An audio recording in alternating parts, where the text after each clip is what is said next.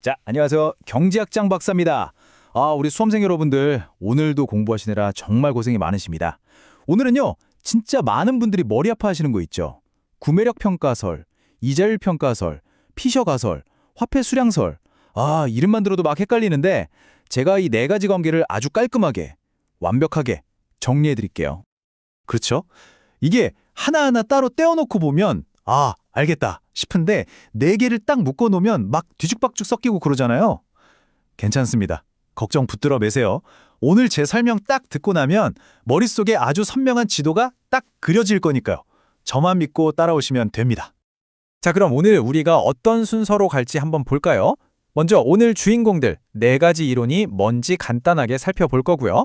그 다음에 모든 이야기의 시작점인 통화량부터 출발해서 이게 어떻게 인플레이션, 이자율, 그리고 환율까지 영향을 주는지 그 연결고리를 하나씩 따라가 볼 거예요. 그리고 마지막엔 이 모든 걸 하나로 쫙 꿰어서 정리해 드릴 겁니다. 자, 그럼 바로 출발해 볼까요? 네, 첫 번째 순서입니다. 오늘 우리가 정복해야 할 네 명의 보스 몬스터라고 할까요? 자, 얘네들을 한번 만나보겠습니다.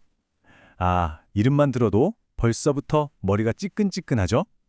근데 알고 보면 그렇게까지 무서운 애들은 아니니까 너무 겁먹지 마세요. 자, 첫 번째 선수, 화폐 수량설입니다. 이거는 진짜 간단해요. 그냥 딱 한 문장이에요. 장기적으로 봤을 때 시중에 돈이 많이 풀리면 통화량이 늘면 그만큼 물건값, 물가도 오른다. 딱 이겁니다. 이게 모든 이야기의 출발점이니까 이건 꼭 머리에 담아두셔야 돼요. 두 번째는 피셔 가설입니다. 우리가 은행 가면 딱 보이는 그 이자율 있죠? 그걸 명목이자율이라고 하잖아요. 그게 도대체 어떻게 결정되냐? 이걸 설명하는 이론이에요. 아주 간단하게 말하면요. 진짜 배기 이자인 실질 이자율에다가 앞으로 물가가 이만큼 오를 것 같아 하는 그 기대치 있죠? 예상 인플레이션율. 그걸 그냥 더한 값이라는 거예요. 쉽죠? 세 번째 보스는 이자율 평가설, 영어로는 IRP라고도 많이 하죠. 자, 이건 좀 단기적인 관점이에요. 미국 금리 다르고 우리나라 금리 다르잖아요? 바로 그 금리 차이가 미래에는 환율이 이렇게 변하겠구나 하는 시장의 기대를 만들어내서 결국에는 균형을 딱 맞춘다는 거예요. 아주 스마트한 금융시장의 원리를 보여주는 이론입니다. 자, 드디어 마지막 주인공, 구매력 평가설, PPP입니다. 이건 말이죠. 환율이 장기적으로 어디로 가야 하는가 그 최종 목적지를 알려주는 내비게이션 같은 거예요. 길게 보면 환율이라는 건 결국 두 나라의 물가 수준 비율에 맞춰서 결정된다는 거죠. 여러분 빅맥지수 들어보셨죠? 바로 그게 이 구매력 평가설을 아주 쉽게 설명해주는 예시입니다. 자, 좋습니다. 이제 네 명의 주인공들 얼굴은 다 익혔으니까 얘네들이 어떻게 서로 손을 잡고 연결되는지 그 관계를 한번 본격적으로 파헤쳐 보겠습니다. 모든 이야기의 시작은 어디라고 했죠? 맞습니다. 바로 통화량, 화폐 수량설에서부터 시작합니다. 자, 한번 상상해 보세요. 중앙은행에서 막 돈을 찍어내서 시중의 통화량을 확 늘렸어요. 그럼 화폐 수량설에 따라서 장기적으로 어떤 일이 벌어질까요? 네, 맞아요. 바로 물가가 오릅니다. 인플레이션이 발생하는 거죠. 이게 바로 모든 변화를 일으키는 첫 번째 도미노예요. 탕 하고 넘어가는 겁니다.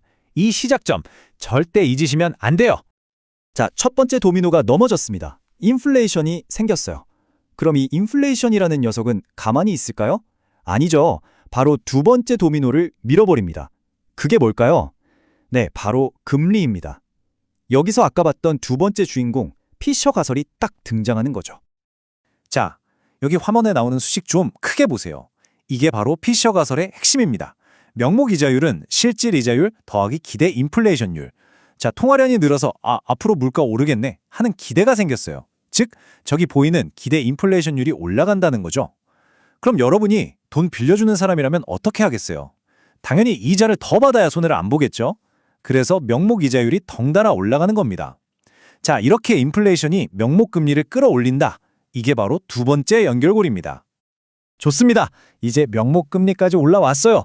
우리나라 금리가 미국 금리보다 더 높아졌다고 한번 가정해 보자고요.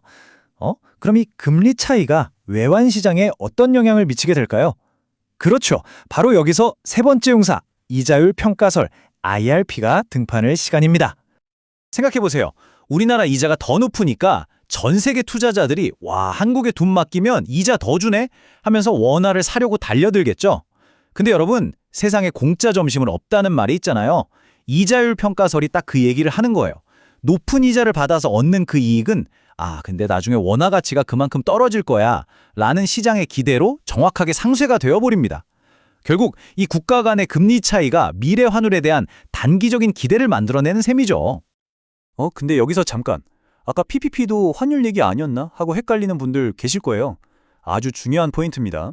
자, 여기 화면을 보시면 IRP, 즉 이자율 평가설은 금융시장에서의 단기적인 균형 관계를 설명하는 거예요. 반면에 PPP, 구매력 평가설은 인플레이션에 따른 환율의 장기적인 방향, 최종 목적지를 알려주는 거고요.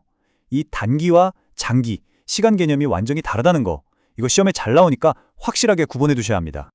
자, 그럼 이제 이야기의 마지막 퍼즐 조각을 맞추러 가보겠습니다. 단기적인 움직임은 IRP가 설명해줬어요. 그럼 환율은 아주 길게 봤을 때 결국 어디를 향해서 갈까요? 그 최종 목적지, 그 큰 그림을 보여주는 게 바로 마지막 주인공, 구매력 평가설, PPP입니다. 이건 아주 직관적으로 이해할 수 있어요. 우리나라 물가가 미국보다 계속 더 빨리 오른다고 생각해 보세요. 인플레이션율이 더 높은 거죠. 그럼 우리나라 돈, 환화로 살 수 있는 물건이 점점 줄어들잖아요. 돈의 가치, 즉 구매력이 떨어지는 거예요.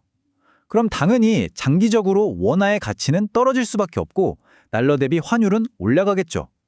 결국 환율은 두 나라의 물가 수준을 따라간다 이겁니다. 자, 여기까지 오시느라 고생하셨습니다. 지금까지 우리는 4개의 구슬을 하나씩 자세히 살펴봤어요. 이제 뭐 할 차례죠? 맞습니다. 이 흩어져 있는 구슬들을 하나의 멋진 목걸이로 꿰어볼 시간입니다. 이 전체 그림을 한눈에 딱 정리해드릴게요. 바로 이 화면 하나에 오늘 배운 모든 내용이 다 담겨 있습니다.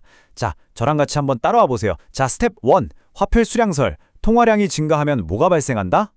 그렇죠, 인플레이션. 자, 스텝 2, 피셔 가설. 인플레이션 기대가 생기면 뭐가 올라간다? 네, 명목금리. 자, 스텝 3, 이자율 평가설. 나라 간의 금리 차이가 생기면 단기적인 환율 기대가 형성된다. 마지막, 스텝 4, 구매력 평가설. 결국 근본적인 인플레이션 차이는 뭘 결정한다? 환율의 장기적인 수준을 결정한다. 어때요? 진짜 완벽한 논리의 사슬 그 자체 아닙니까? 네, 바로 이겁니다. 이 4가지 이론이 그냥 따로따로 노는 게 아니라는 거예요. 인플레이션, 금리, 환율, 이 거지 경제의 가장 중요한 3가지 변수들이 어떻게 서로 맞물려서 돌아가는지 그 상호작용을 설명하는 하나의 거대한 톱니바퀴, 하나의 시스템이라는 거죠. 이 관계를 완벽하게 이해하는 것, 이게 바로 국제금융론을 정복하는 핵심 열쇠입니다. 오늘 내용 어떠셨나요? 조금 복잡하게 느껴졌을 수도 있어요. 하지만 이렇게 하나씩 뜯어보고 또 연결고리를 찾아서 묶어보니까 이런 얘기였구나 감이 오시죠? 경제학이 맞아요. 가끔은 정말 어렵고 포기하고 싶을 때도 있죠. 하지만 여러분, 절대 포기하지 마세요. 이렇게 하나씩 차근차근 정복해 나가면 되는 겁니다. 여러분은 진짜 충분히 잘 해낼 수 있는 분들이에요. 제가 항상 옆에서 응원하겠습니다. 진짜로요. 자, 근데 오늘 제 설명을 들으시면서도 잠깐만, 이 부분은 조금 더 궁금한데? 라거나 교수님, 만약 이런 경우는 어떻게 되죠? 하는 그런 질문들이 막 떠오르는 분들 분명히 계실 거예요. 아주 좋은 현상입니다. 그런 소중한 질문들 절대 혼자서 끙끙 앓고 계시면 안 돼요. 그럴 땐 고민하지 마시고 바로 네이버 카페 짱박사 경제학 스터디로 오시면 됩니다. 거기에는요, 이미 수많은 선배들과 동료들이 남긴 질문과 답변들이 아카이브처럼 쫙 쌓여 있고요. 또 우리 실력 있고 세상 친절한 조교님들이 여러분의 질문을 기다리고 있습니다. 그리고 물론 저 짱박사도 직접 여러분을 기다리고 있으니까요. 오셔서 함께 공부하는 동료들이랑 으쌰으쌰 힘도 얻어가시고요. 오늘 이 만만치 않은 내용을 끝까지 집중해서 함께 해주신 우리 수험생 여러분, 정말 고생 많으셨습니다. 오늘 배운 내용 그냥 덮지 마시고 꼭 자기 전에 한 번만 다시 복습해보세요. 그럼 진짜 여러분의 것이 됩니다. 저는 다음 시간에 더 유익하고 더 알찬 내용으로 다시 돌아오겠습니다. 여러분 힘내세요. 파이팅!